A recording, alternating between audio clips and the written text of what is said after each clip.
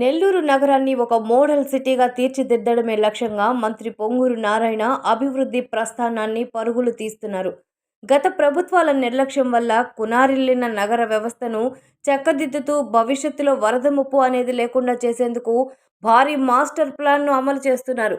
యుద్ధ ప్రాతిపదికన జరుగుతున్న పనులను ఇన్ఛార్జ్ మేయర్ రూప్ కుమార్ యాదవ్ క్షేత్రస్థాయిలో పరిశీలించారు. ఈ సందర్భంగా మీడియాతో మాట్లాడారు. అభివృద్ధిని అడ్డుకుంటున్న ఎమ్మెల్సీ చంద్రశేఖర్ రెడ్డి తీరుపై నిప్పులు చెరిగారు. నెల్లూరు నగరంపై మంత్రి నారాయణకు ఉన్న ప్రత్యేక మమకారంతో ముఖ్యమంత్రి చంద్రబాబు నాయుడును ఒప్పించి 50 కోట్ల రూపాయల ప్రత్యేక నిధులను మంజూరు చేయించారన్నారు. నగరం గుండా ప్రవహించే 12 ప్రధాన కాలువలను శాశ్వతంగా ప్రక్షాళన చేయాలని ఆయన సంకల్పించారని తెలిపారు. మంత్రి ఆదేశాల మేరకు అధికారులతో కలిసి రామరెడ్డి కాలువ 70 లక్షలు, ఎల్లి కాలువ 1.50 కోట్ల పనులను స్వయంగా పరిశీలించారన్నారు. క్వాలిటీతో నిర్ణీత సమయంలో పనులు పూర్తి కావాలని మంత్రి ఖచ్చితమైన ఆదేశాలు ఇచ్చారని ఆయన గుర్తు చేశారు. నమస్కారం.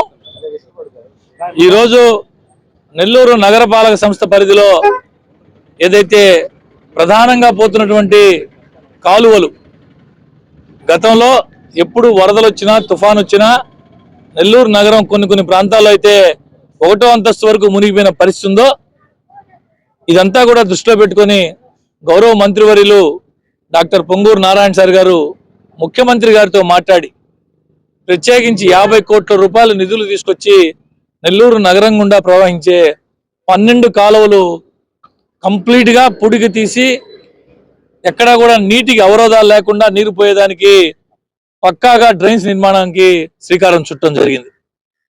గతంలో ఇవన్నీ కూడా కింద ప్రాంతాలన్నీ పొలాలుండి వ్యవసాయ ఆధారిత పరిస్థితులు ఉన్నప్పుడు పెద్ద పెద్ద కాలువలు, నీటిపారుదల జరిగే కాలువలు ఇప్పుడు మొత్తం కూడా పట్టణీకరణ అయిపోయి ఎక్కడా కూడా పారుదల లేని పరిస్థితుల్లో ఎక్కడికెక్కడ ఆక్రమించుకొని అడ్డంకులుండి ఇబ్బందులు వచ్చే పరిస్థితి.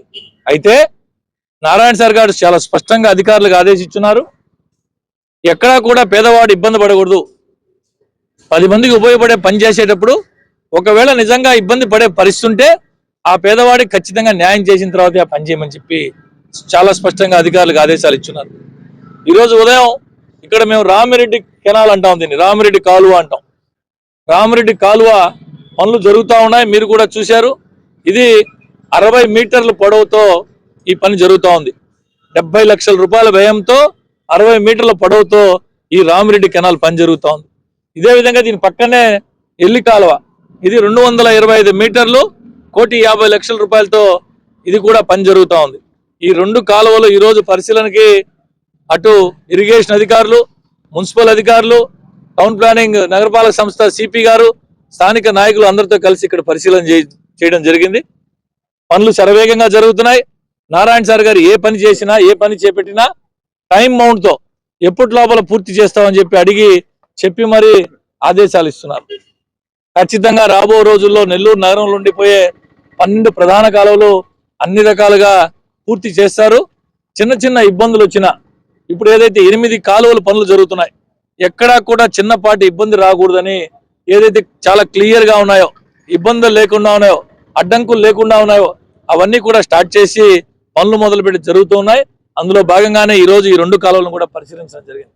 కాంట్రాక్టర్తో మాట్లాడాం, వీలైనంత త్వరగా ఇవి పూర్తి చేయాలని చెప్పి అధికారులందరూ నారాయణ సార్ ఏదైతే ఆదేశాలు ఇచ్చినారో దానికి అనుగుణంగా కాంట్రాక్టర్లు కూడా ఎక్కడా కూడా నాణ్యతలో రాజీ పడొద్దని అనేక సందర్భాల్లో నారాయణ సార్ గారు, అది మా పార్టీ నాయకులైనా సరే ఎక్కడా కూడా మీరు కాంప్రమైజ్ కావద్దు క్వాలిటీలో అని చాలా స్పష్టంగా చెప్పున్నారు. ఇకపోతే నిన్నటి రోజున నెల్లూరు నగర YSR Congress party incharge MLC Chandrasekhar Reddy garu ఇదే ప్రాంతానికి వచ్చి జస్ట్ కూతవేటు దూరంలో పొట్టి శ్రీరాములు బొమ్మ దగ్గర ఏదైతే పాఠశాల, బాలికోన్నత పాఠశాల, నెల్లూరు నగరం మొత్తం మీద ఉండేది 2 బాలికోన్నత పాఠశాలలు. ఒకటి మూలాపేటలో ఉన్నటువంటి ప్రభుత్వ బాలికోన్నత పాఠశాల, రెండోది స్టోనస్పేటలో ఉన్న బీవీఎస్ గర్ల్స్ హై స్కూల్. ఇక్కడ 15 కోట్ల రూపాయలతో డిఎస్ఆర్ కంపెనీ గతంలో ఏదైతే మూలాపేట ప్రాంతంలో నివసించి ఈరోజు హైదరాబాద్లో సెటిల్ అయ్యి పెద్ద స్థాయిలో నిర్మాణ సంస్థగా పేరొందినటువంటి డిఎస్ఆర్ సంస్థతో స్వయంగా నారాయణ సార్ మాట్లాడి 15 కోట్ల రూపాయలతో ఆ స్కూల్ నిర్మాణం చేసి అత్యాధునిక అంతర్జాతీయ ప్రమాణాలతో రెడీ చేస్తుంటే ఆ స్కూలు ప్రహరీ గోడ ముందు ఇబ్బందికరంగా ఉన్నటువంటి కొన్ని బంకులు వారితో మాట్లాడిన తర్వాతే తీమని చెప్పారు. వారితో స్థానిక కార్పొరేటర్గా, నగర మేయర్గా కాకుండా అక్కడ పుట్టి పెరిగినటువంటి వ్యక్తిగా, పాపం చంద్రశేఖర్ రెడ్డి గారి గురించి ఈ ప్రాంతానికి ఏం తెలుసో నాకు తెలియదు. నేను ఇక్కడ పుట్టి పెరిగా, అక్కడే నిత్యం ప్రతిరోజు ఉండేవాడిని. అందరికంటే ఎక్కువ నాకు బాధ్యత ఉంది, వారికి న్యాయం చేయాల్సిన బాధ్యత.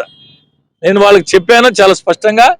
అన్ని తీసి రెడీ అయిన తర్వాత మరి నారాయణ సార్తో మాట్లాడి మీకు కావాల్సిన న్యాయం చేస్తానని చెప్పి కూడా చెప్పా. అయితే నేను ఆయన వచ్చి మేము బాధితుల తరఫున పోరాటం చేస్తాం, రాజకీయాల కోసం ఈ విధంగా మాట్లాడడం మంచి పద్ధతి కాదు అని చెప్పి చంద్రశేఖర్ రెడ్డి గారికి చెప్తూ, ఖచ్చితంగా ఏదైతే అక్కడ ఆ ప్రధాన పాఠశాల ప్రహరీ గోడకు ముందున్నటువంటి తీస్తున్నారో వారందరికీ కూడా ఖచ్చితంగా న్యాయం చేస్తాం. నారాయణ సార్తో గారు మాట్లాడి ఆలోచన చేయాలి. ఒకసారి 10వ తరగతి విద్యార్థినులు పాఠశాలకు పోయే స్కూల్ అది. ఆ ప్రాంతాల్లో ఇక్కడే కాకుండా ఈ మధ్య కాలంలో మనం అనేక పత్రికల్లో అనేక ఛానల్స్ చూస్తున్నాం. అసాంఘిక కార్యక్రమాలు పాఠశాల పరిసర ప్రాంతాల్లో ఎట్టి పరిస్థితుల్లో ఉపేక్షించకూడదని గౌరవ హైకోర్టు దగ్గర నుంచి, గౌరవ ముఖ్యమంత్రి దగ్గర నుంచి ప్రతి ఒక్క పార్టీలకు అతీతంగా ప్రతి ఒక్క ప్రజాప్రతినిధి కూడా మాట్లాడే పరిస్థితుల్లో మరి చంద్రశేఖర్ రెడ్డి గారు వచ్చి, అయ్యా చంద్రశేఖర్ రెడ్డి గారు మీకు చాలా కళాశాలలు ఉన్నాయి, నీ కళాశాల ముందు వచ్చి నేను బొంకు పెట్టిస్తే నువ్వు ఒప్పుకుంటావా? నువ్వు ఒప్పుకుంటా అని చెప్పు, రేపు ఉదయం నేను పెట్టిస్తాను నీ అన్ని కళాశాల ముందు 4 బంకులు ప్రతి కళాశాల ముందు పెట్టిస్తా, ఒప్పుకుంటావా అని అడుగుతున్నా. అర్థం చేసుకోమని నేను చంద్రశేఖర్ రెడ్డి గారికి ఈ సందర్భంగా మీ ద్వారా తెలియజేస్తున్నాను.